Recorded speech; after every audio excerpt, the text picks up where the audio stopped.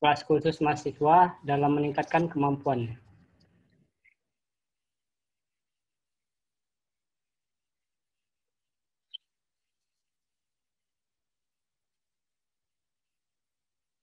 Ini kenapa layanan ini diciptakan? Pada dasarnya untuk mengutip setiap kreativitas yang ada oleh setiap mahasiswa yang ada di Universitas Muhammadiyah Sumatera Utara. Dari sini kita sebagai pustakawan harus mengimbangi cara berpikir mahasiswa yang sekarang ini semakin kreatif. Kita bisa lihat dari segala platform sosial media yang ada, bahwasanya mahasiswa zaman sekarang itu semakin kreatif dalam menciptakan suatu karya. Oleh karena itu, pustakawan tidak bisa harus mengimbanginya gitu. Dengan menciptakan inovasi-inovasi baru seperti pengetahuan baru, penemuan baru, cara baru, objek baru, dan menggunakan dan menciptakan teknologi baru. Mengapa itu harus dilakukan, harus berinovasi? Bahwasanya pustakawan di perguruan tinggi harus memberikan dukungan dalam memberikan kesempatan kepada pemustaka untuk menciptakan kreativitasnya setinggi-tingginya, seluas-luasnya. Sehingga kita selaku pustakawan harus memperhatikan ide-ide kreatif apa yang ada diciptakan oleh mereka. Karena itu, pada inovasi yang mereka ciptakan, kita harus berangkat dari revolusi industri yang ada dari awal hingga revolusi industri yang keempat.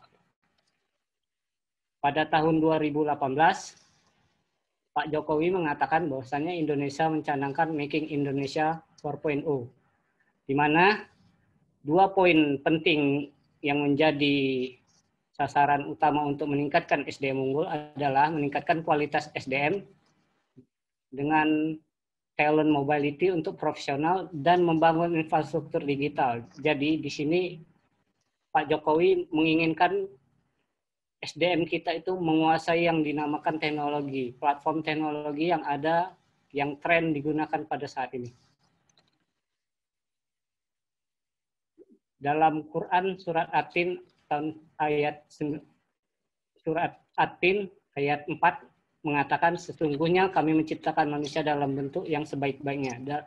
Di sini kita mengetahui bahwasanya manusia itu diberikan akal pikiran yang baik sehingga kita dapat menciptakan suatu karya, suatu ide, suatu inovasi yang baik untuk dapat membantu manusia lainnya. Sedangkan sumber daya manusia secara mikro merupakan penduduk yang di dalamnya adalah masa produktif, yaitu sekitar umur 16 hingga 64 tahun. Jadi di sini sumber daya itu mengapa harus unggul, merupakan dampaknya untuk ke negara atau ke masyarakat secara luas sehingga menciptakan negara yang maju.